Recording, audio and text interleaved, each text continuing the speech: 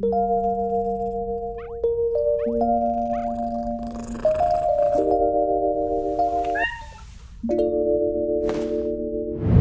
everyone, we are back with another Caleb's Critique Corner where I will be reviewing 10 straight footage from any submitters, and I'll be critiquing the footage and seeing if there's anything they could improve upon their gameplay, or maybe they play perfectly, and that's something to note as well. Today we'll be featuring an Ultra League team from Mathmagic10. I've known Mathmagic for quite a few years actually, and he's been PvPing since pretty much 2019, since the very beginning, so definitely an experienced battler. And he sent me some footage in Ultra League, so we're going to take a look at how the battles went and go from there. Before we get into the battles, I want to give a big shout out and thank you to all my patrons who've been supporting my content creation. If you'd like private one-on-one coaching, scrims against me, some of my league guides and strategies ahead of time, or even tune into my live stream battles, feel free to sign up through the Patreon link down below. Alright, let's kick things off. Looks like his team is Guzzlord with a Talonflame and Skeledirge. So Dragon Double Fire. I think HM London was running this team too. Maybe he got it from Mathmagic, or Mathmagic got it from HM London. Either way, maybe HM London came up with that. It doesn't really matter. So going into specific battle, good optimization there. Can't fully optimize perfectly in that scenario, but you only give up one turn, so it's fine. All right, they throw a Poison Fang. Probably could have just gone straight for the Dragon Claw, actually. Let me see. Yeah, like, 'cause at that health range, you could just gone straight for Dragon Claw the first time around, but that's fine. They come in with a Jellicent. This is not too bad, because you can always realign the Guzzlord on top of the Jellicent if need be. The main thing is, I probably would consider shielding. Well, maybe it's fine. You just want to wait out the timer for sure, because this Guzzlord's going to be locked into whatever comes out next if they swap out right away. And they might not at the same time. I like this though, just throw the crunch right away, force them to catch, or get the damage off. I'm gonna let this go. I guess it's fine. It's all resisted. Now they do make a catch onto Regiseal, and this is perfect too. I don't know why the opponent didn't come in Regiseal into the Guzzlord, but either way, that's really going to benefit Mathmagic quite a bit. This is pretty much over. You just need to shield the one Zap Cannon, and then Incinerate damage is going to just take out the Regiseal and just throw a Fly. Honestly, even Flame Charge might be enough, but Fly's less energy, so there's really no reason to not throw Fly. Oh, wait, no, he's running Brave Bird. Interesting. Okay. Me personally, I've been running Fly in Ultra League, but Brave Bird definitely is a more energy efficient move. Could be more useful in certain situations, so it kind of depends on it. Same thing with Crunch and Brutal Swing. Brutal Swing is more energy efficient, I believe, but Crunch has a chance to debuff, and the difference in efficiency is not that big. Alright, he swaps in the Skeledirge. Let me double check that real quick. Did he swap first? Okay, so yeah, so with that said, yeah, you pretty much need to save the Guzzlord for it. I probably would have thrown like a Dragon Claw first, a chip and dip to ensure he can maintain switch. Because the problem with this matchup is the Aqua Tails do add up as well as the Dragon Tails. And this is resisted Incinerate with neutral charge attacks. It is getting both shields, but the problem is like Lantern is very alignment dependent a lot of times, especially in this situation. So they really want to win switch. So the problem here is that now you're going to take this damage, and your Talonflame really has no meaningful way of taking this out. Yeah, that's really bad too. So we don't even see what the last Pokemon is at that point. But I think right here, because they don't really have a Dragon charge attack that is that quick to get to, at most you're going to be threatened by one Aqua Tail, and Guzzlord's bulky enough that you could chip it down, right? You need to just throw a Dragon Claw here before you swap out, then come in Skeledirge. And then you should be in a much better spot, because you need to save the Guzzlord for that Lantern. There's really no other check you have for it. So either way, yeah. This is he does have his elo, by the way. I think somewhere around the 2200s, 2300s, I believe. Yeah. Going for the Flame Charge. Me personally, I probably go straight for the Fly. Yes, you get the boost, but at the same time, it's more energy, more costly, right? Energy wise. But I guess it evens out either way here. All right, so oh right, no, he does not fly his Brave Bird. My mistake. I like this play though.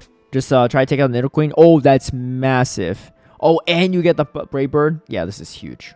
This is really nice. Oh, yeah. That's killer. Yeah, that's GG's for sure. Well done. Well done. Yeah, that makes a lot more sense then, to be baiting the Flame Charge in that situation. It's a little risky of a bait, but you really can't risk going for the Brave Bird at that point. So, it was a smart play. Yeah, this is definitely over for the opponent. There's really nothing they can do. Yeah, that's it. Yeah, we'll just fast forward to that because he really couldn't have done anything. All right, going into this matchup, pretty decent lead, all things considered. The Dragon Tail damage really adds up, as you can see. Oh my gosh, it does a ton.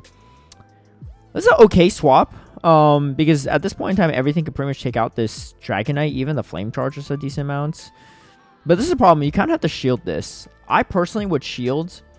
Main reason is because you're now stuck. You're locked into whatever comes in next, right? Once you take out the Dragonite. So if they have like a Charmer in the back or something, your Guzzler can't get out of it. A Fairy type, right? For a while. But also you have a decent amount of energy, right? You have what? Like once you get this final Incinerate off, you have over a Shadow Ball worth of energy. That might have been Charge Attack priority though. But I think I would just commit to Incinerate down at that point.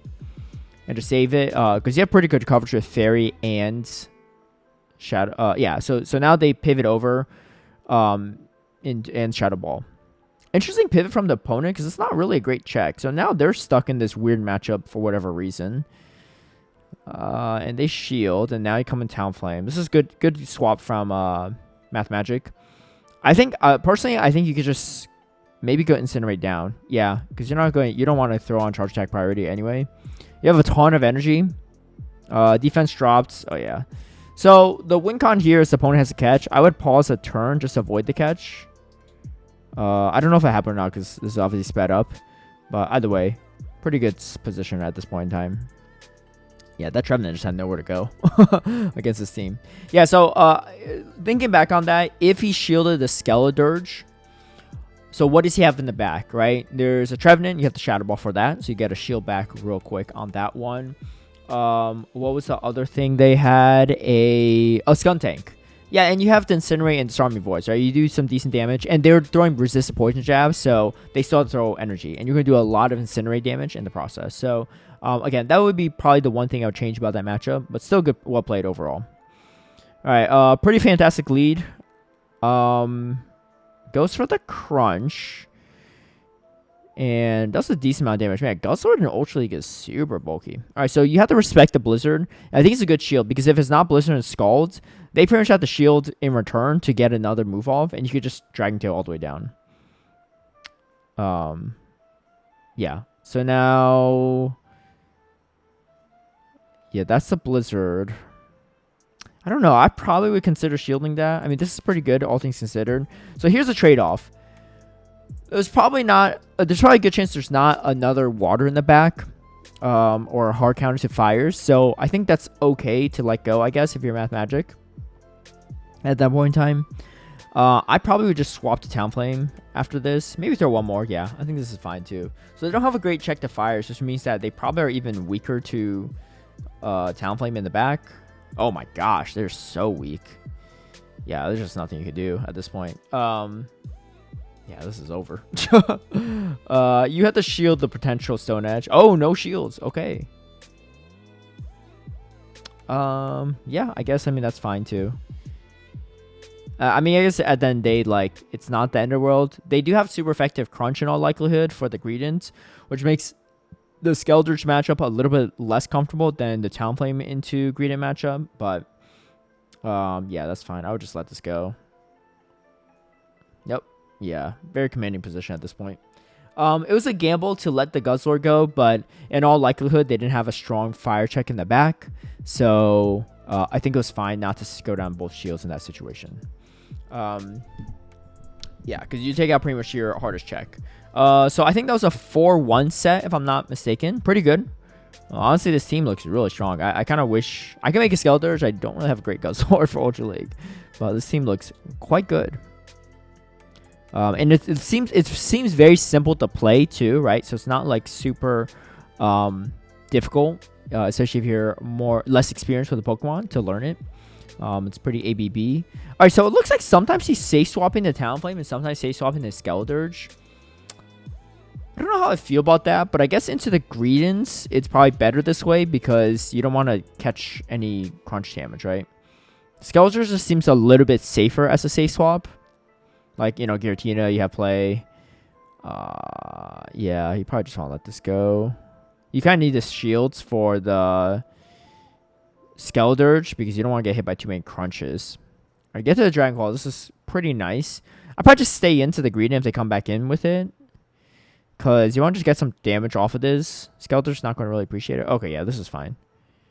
Oh, yeah, you're in a very commanding position now. Personally speaking, I would just go maybe Incinerate all the way down. Nice. Beautiful. Yeah, it's over.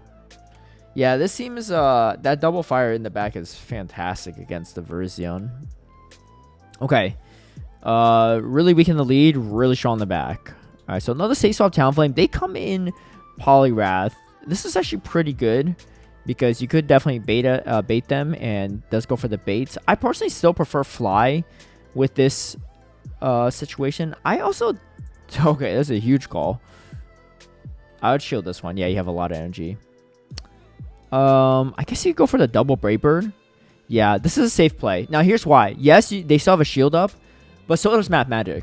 So, if he really wants to win alignment, which he does in this situation, what you do is you just go for the safe play. You land the Brave Bird, you flip switch. You don't land the Brave Bird, you shield, and then go for another Brave Bird. The losing play here is the not so safe and smart play is to go for Flame Charge bait again. Because if they don't shield it, then you're in a much trickier spot. Obviously, if they shield the Flame Charge, fantastic, right? But that's a gamble that you don't need to take at this point in time because he's already well up, right? And then now he goes for it. Exactly.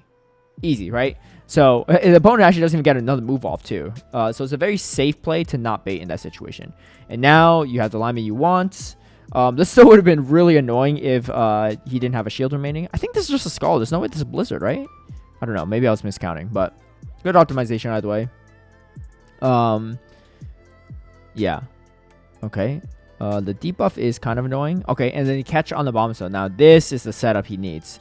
You swap out, you farm all the way down, you resist all these moves, you have a Shadow Ball ready for the Tentacruel, and it's going to be a bad spot. If I was the opposing player, like, this is not a ideal spot you want to be in, because there's clearly, like, a hard check to the Bomb Stone in the back, and you set yourself up for this situation, where you get farmed down, and then your opponent comes out with a ton of energy, and it makes your life even harder for the Tentacruel. Because Mathmagic shielded the Scald, you have maybe a slight chance of getting that Blizzard off and maybe, you know, countering their third Pokemon with the Tentacruel. But that's something you really always have to consider when you pivot out, right? That's advice for the other player, not Mathmagic. He played that actually really well. So it looks like Talonflame is actually more often than not the safe swap, but it could also depend on the situation. Pretty solid lead for sure. This is, yeah. Sorry, I don't know what happened there. Yeah, so this is really good for Mathmagic. I mean, the Dragon Tail down is kind of nuts. I'll probably swap, actually, maybe. Oh, no, he goes straight for the Dragon Claw. Yeah, just wants to finish it off. That's fine, too. They squinch. Yeah, perfect. Even if it's Ancient Power, no big deal. Might have caught the Dragon Claw, which he does even better. Ooh, okay. This is interesting. Is Ampharos a check? I guess if you have Brutal Swing, I don't know. But getting this Ampharos out of the way is huge. Again, this is a situation where, like, it's not a bad idea to shield. Yeah, you'll be down shields, and maybe he wants to just play it safe. But you get a lot of value out of the Skeldurge. They're probably not going to come in with Giratina, and then you have something to throw at it. Obviously, maybe they have a Swampert in the back. But if you have to think about it this way, if they had a Swampert in the back, they would have came into the Skeldurge ready with it, right? So they probably don't have a hard check to fires in the back anyway. So the energy might go a lot further than the shield. That's my thought, though. We'll see how it goes in the back end. Yeah, it doesn't really matter either way. I mean, I guess, yeah, I mean, they weren't going to be able to take this out easily with the Giratina. Now, so this is where it gets a little dicey. They might be able to bait you with a Sacred Sword and go for Stone Edge. Let's see if they have Stone Edge. Ooh, okay. Okay, no, they have Sacred Sword. Yeah, it's over. Yeah, I mean, most aren't running, what do you call it? Stone Edge these days. So it definitely helps. A lot of Jellicents. It's good for Poliwrath, you know. Yeah, good for a lot of the different waters. Tentacruel as well. So it makes it a little bit safer to run Talonflame into the Virizion. Charizard as well. All right. This is a good one just to stay in. You don't really know if they're running Earthquake or Aerial Ace. Sorry, Aerial Ace or Night Slash. But it's just like a matchup where you could win pretty easily. Man, these Dragon Tails hurts. I didn't think Guzzlord would be doing that much damage, but wow. Okay. Personally speaking, I'd probably swap. You could better bank the energy and dip, because this Crunch is not going to knock out the Cresselia. And you have 2 Fire-type Pokemon in the back that theoretically could wall off the Cresselia. Maybe they have Future Sight, but like, you just want to, like, the whole point is you're running ABB, so you want to draw out whatever their Pokemon is that they don't want to see Guzzlord in. Because in this initial matchup, Guzzlord's doing fantastic into the Gligar, right? And so they didn't swap out. And then this is their second best check to the Guzzlord. Their first best check is the Gligar. The second best check is the Cresselia. Neither are really good, which means their third Pokemon for sure is weak to Guzzlord in all likelihood. I don't know what it could be. Could be a Jellicent, etc. But you want to save the Guzzlord as much as possible. You want to save the energy. You want to save as much health. Does go for the chip and dip, which is fine. But again, you have 2 strong fire types in the back. You don't really need to do all that. All right, let's see what they have. Are they weak to Talonflame too? Jeez. That's not a good time. Might be worth going Brave Bird because they get to another move, right? And you're not going to spend the shield. You have the Brave Bird. You might as well just throw it at that point. They go Moonblast though. Oh my gosh, yeah, they're super weak. Okay, well, either way, there wasn't too much play for them in this situation. Oh my gosh, those Incinerates do so much damage. Yeah, Venusaur just gets completely walled off by the Skeletors as well. Not too much play. Yeah, makes sense how they played it out.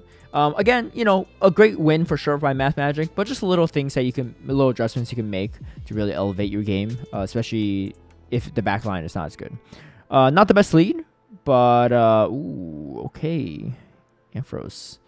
I like the no shield. You don't really win this matchup either way, so if they don't have Thunder Punch, then you survive a little bit more health if they have Brutal Swing. But the problem is he didn't really get a shield either, right? So typically speaking, if you don't win Switch, you want to at least try to get shield advantage.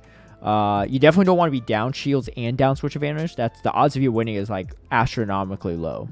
But even shields with a little bit of residual energy on this Ampharos, it's not ideal. We'll see how the back end plays out. Coming in with energy on this Guzzlord doesn't really help Mathmagic too much because the Cobalion is going to resist everything anyway. Also, to be clear, this is not a critique on Mathmagic's gameplay. I think it just might be a really tough alignment, tough team composition situation. Because honestly, he's doing everything he should be doing right here. He hasn't made any mistakes so far. All right, leads with the Dragon Tail. This is promising because they might not have the strongest check to the oh yeah, of course not. Yeah, to the Skeletors. They did go for a bait, which definitely helps. Oh my gosh. Huge play to go straight for the Shadow Ball. That's the thing too. You could read into players. The opposing player was baiting. Sometimes when they're baiting, they think that other people are thinking the way they think. And in that situation, if they're facing someone up 2 shields, they're going to bait and not expect Mathmagic to go for the Shadow Ball. So I like the bold play just to go for the Shadow Ball. And now things are looking way better for Mathmagic. Really good optimization as well. You just want to throw one Incinerate, then throw. It's going to do a lot of damage still, though. Oh, we get it off. Okay. I probably just still in the move, but you probably win charge attack priority either way. So, yeah, not even needed. Maybe just trying to finish everything off with the Guzzlord. I just always get a little nervous. Oh, wait, I would throw the... Okay, that's fine. I would have just thrown the Dragon Claw. They're both resisted, right? Just not risk the double kick down. But either way, really well played. What was that? Another 5-0? I think it's 5-0. So 9-1 with the team? Pretty solid. Yeah, 5-0 right there. Really well done. Yeah, overall, like, really solid plays. Yeah, and he ended up at 2289. Honestly speaking, his elo placement might have been a little too low because the way he was playing it, or maybe the team was just cracked, he was not really even struggling against a lot of his opponents. But yeah, really good place overall. A lot of really good shield decisions / just going straight for the moves, especially in that last game. I think the main thing is, the only critique I really have is probably trying to maximize the ABB line you're running, right? Because of the strong ABB line, if they come in with something, just save the energy on the Guzzlord and swap out, right? Especially if you have a ton of health on it. But overall, like the shielding decisions, and then specifically when to bait and when not to bait was really good, right? Especially that play with the talent play with the Poliwrath, knowing that the correct play is to not go for baits, right? I think that's something that less experienced players will often do, is they'll overbait when they don't need to, right? He recognized that he could get to 2 Brave Birds even without baiting. So that's something you have to keep in mind of. It's a good thing to get used to, right? As you play a team of 3, that's why I recommend people playing the same exact team of 3 consistently throughout a league rotation, so you get really comfortable with it. As long as it's a good team. If it's a really bad team, you could play the team like 100 times and still be struggling with it. So this seems like a really good team, though. So shout out to Mathmagic for the footage, and potentially HM London for coming up with the team, or maybe Mathmagic came up with it. I don't know. They borrowed each other's ideas. But looks like a really fun team. Honestly, one that might be worth trying. I personally am going to check to see if I have a good Guzzlord to test it out and see maybe if I could climb with this team too. But anyway, again, thank you to Mathmagic for submitting his footage for review. And if you would like to get your battles critiqued as well by me, feel free to shoot me a message on X/Twitter at Caleb Peng. I have a link down below in the description as well if you need any reference on that. Record 10 battles in a row, just like what Mathmagic did, and I'll critique them, and we'll see how it goes. But yeah, if you like this video, feel free to give it a like and share, subscribe for future content, hit that notification bell to get alerted right when I post a new video, and I'll catch you all next time.